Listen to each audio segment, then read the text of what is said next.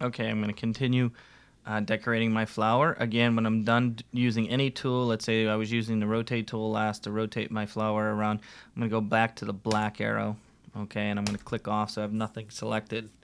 Next, I'm going to kind of move it around, zoom in a little bit, okay.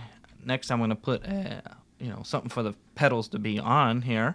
So I'm going to put a circle in here. Okay, now again, we have already learned how to make a circle using the ellipse tool. Right here is the ellipse tool. I'm going to then and change my colors. I don't want to have yellow for the inside. Let's make it orange. Okay, black is fine for the stroke. Then again, I'm going to put my cursor kind of in the center here. And if you want it to grow from the center out, okay, because by default, if you just click with the left mouse, it thinks you want to grow this way, and you're like, well, that's not the center. That's not good. If you want to grow from the center out, okay, the key here is that you hold down the Alt key, or in this case on a Mac it would be Option, and then click and drag.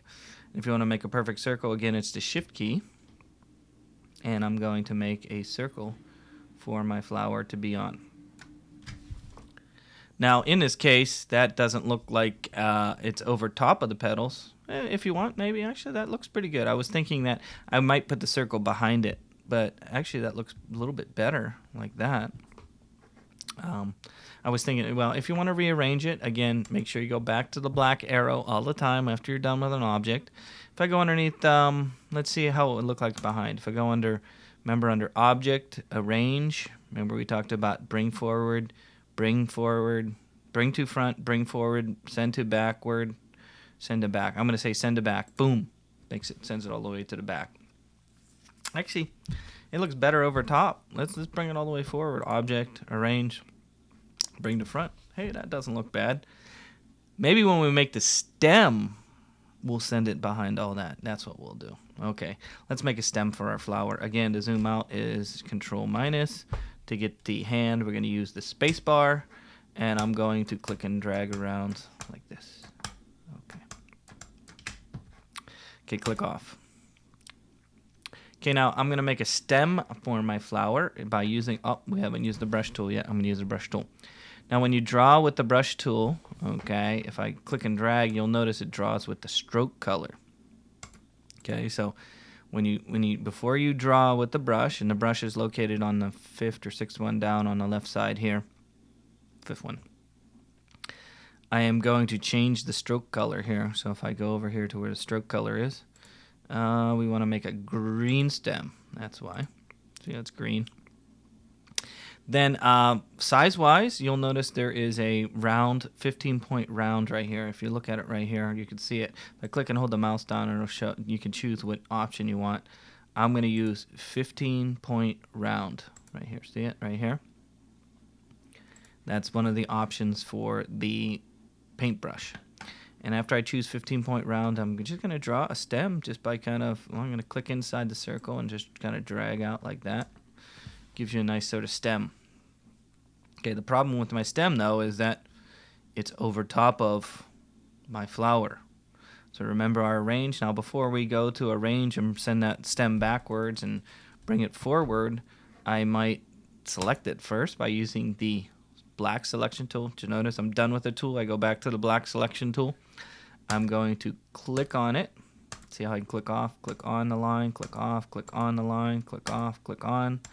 Once I have it selected, I'm going to go underneath Object, Arrange, Send to Back. That'll send it all the way to back behind the flowers, behind the flower. Boom. Okay, that looks better behind there, doesn't it? You don't want the stem over top of it. Okay, and click off. Now, do you want to make some leaves? Maybe we can make some quick leaves. Let's try the paintbrush again. This time, maybe make a little bit smaller brush. I'm going to try 7 instead of that huge thing. Try 7 round, and let's just draw some leaves. Oh, using the paintbrush. There we go. There's a leaf. Oof, that's one ugly leaf, isn't it? Let's try one over here. Oof, that's one ugly leaf. Oh, that's an ugly leaf. Oh. And then we could just, if you want, you could just fill it in with your paintbrush, if you want.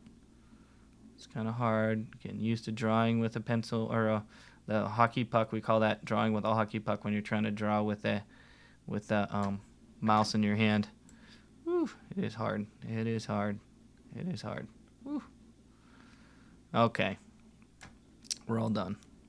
Is that beautiful or what? Zoom out. Let's see it. Oh, our wonderful, what are they? Daisy? Maybe it's a daisy. I don't know. It's a flower, though.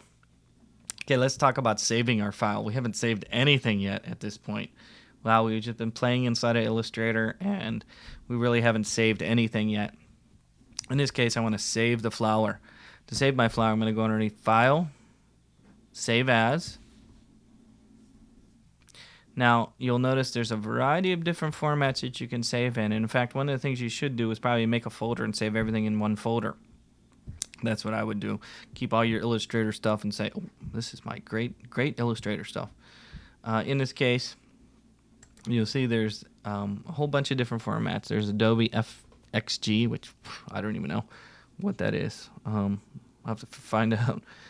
Illustrator is the .ai extension. Adobe PDF is .pdf, which we use a lot for saving files and sharing with people, and we'll use that later. EPS is encapsulated PostScript. AIT is an Illustrator template. I don't know.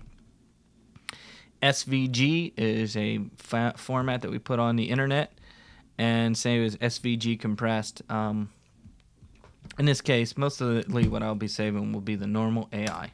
So I'm just going to save that, and I'm going to call it My First Illustrator. It's fine. I'm going to leave the name just like that, and I'm going to hit Save. Now you're going to get another box that pops up. This box is a box that says what version of Illustrator. Let's say you're going to share this with somebody who has an older version of Illustrator.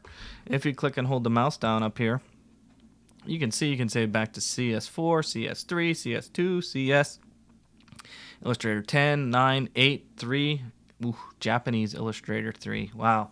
So all these different formats right here you can save into older versions. In this case, CS5 is fine. I have CS5. You want to send me a file like this, I can save it as CS5. So leave all these other ones checked. They really help make it compatible with other things. And then you just hit OK, and it'll save it as an Illustrator file. Okay, so that's fine. It's a great start to Illustrator. Hopefully this first couple weeks here, first 2 weeks, I just want you to practice making circles, squares, triangles, moving things forward, backward, coloring, things like that. Try not to get too frustrated with it. If you need some help, sign up for the tutor and things like that.